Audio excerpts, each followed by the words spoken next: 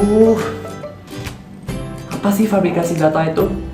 Seorang ilmuwan harus mengumpulkan data-data secara faktual melalui eksperimen agar data-data tersebut terbukti akurat.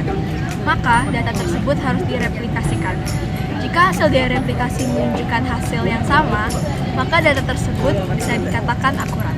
Jika data yang dihasilkan tidak menunjukkan hasil yang diinginkan dan diubah sesuai keinginan, maka tindakan tersebut disebut sebagai fabrikasi data.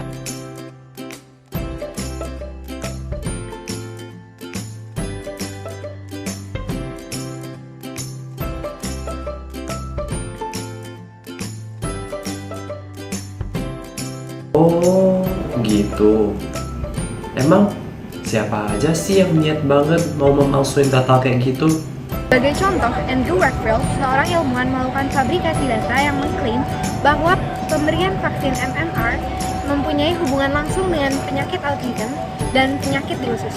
Namun, data tersebut tidak dapat direplikasi oleh peneliti lain. Akhirnya diketahui bahwa Andrew Wakefield memiliki kepentingan finansial pribadi. Hal tersebutlah yang mengakhiri karirnya.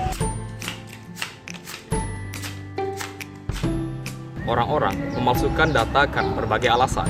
Salah satunya adalah untuk mendapat keuntungan seperti yang dilakukan oleh Andrew Wakefield. Atau sebagai contoh lain, ilmuwan Hwang Woo-suk dari Korea Selatan. Dia memalsukan data hanya untuk menjadi terkenal. Hwang menggemparkan dunia karena risetnya. Dari risetnya itu, dia mengklaim bahwa dia adalah orang pertama yang berhasil mengklon embrio manusia.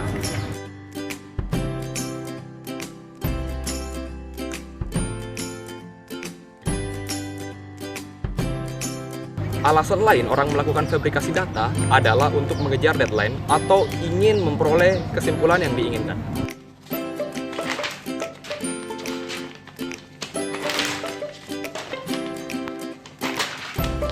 Kalau gitu, ada nggak sih akibat-akibatnya bagi warga kecil seperti kita? Akibatnya, seperti dalam kisah Andrew Wakefield, di mana fabrikasi datanya dan penelitian bohongnya membuat banyak orang percaya bahwa vaksin akan membuat anak menjadi autis. Bayangkan, padahal pemberian vaksin bertujuan untuk mencegah penyakit, tetapi orang-orang menjadi percaya bahwa vaksin akan membuat anak-anak mereka autis dan mudah terserang virus. Tapi meskipun begitu, peneliti-peneliti lain juga pasti bakal dapat konsekuensinya kan?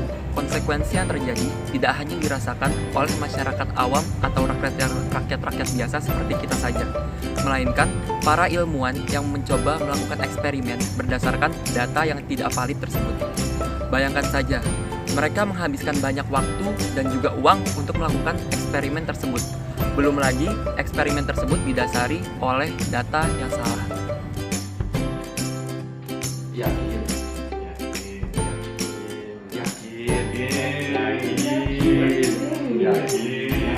Tapi kan kasihan juga ya buat peneliti-peneliti itu.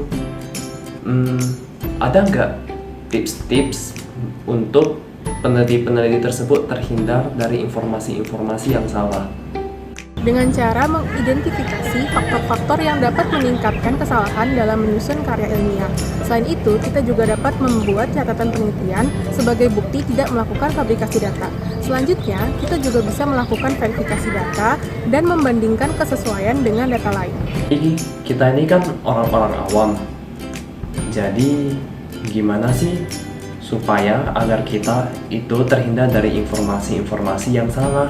Dengan cara mencari artikel dari jurnal yang memiliki impact factor yang tinggi, seperti Nature, impact factor yang tinggi menunjukkan angka rata-rata artikel yang dijadikan sitasi oleh artikel lain. Dengan kata lain, artikel jurnal tersebut bisa dipercaya. Gara-gara mereka, banyak orang-orang, warga-warga kecil seperti kita, dan peneliti-peneliti lain yang terkena imbasnya. Kalau gitu, apa hukuman atau konsekuensi yang harus mereka dapatkan atas perbuatan-perbuatan atau pemalsuan data yang telah mereka lakukan? Jadi, hukuman yang didapat bagi mereka yang memfabrikasi data adalah berupa ganjaran sosial. Mereka yang memfabrikasikan data akan dianggap sebagai pembohong dan mereka akan sulit sekali untuk mendapat kepercayaan dari orang-orang di sekitarnya. keseluruhan, fabrikasi data adalah mengubah suatu hasil dari sebuah riset atau eksperimen supaya hasil tersebut sesuai dengan keinginan. Ini bukanlah hal yang patut dilakukan, karena ini menghasilkan dampak buruk yang besar terhadap masyarakat. Jangan lupa untuk menghindari kelakuan tersebut dengan menggunakan sitasi dari artikel-artikel terpercaya dan melakukan verifikasi data.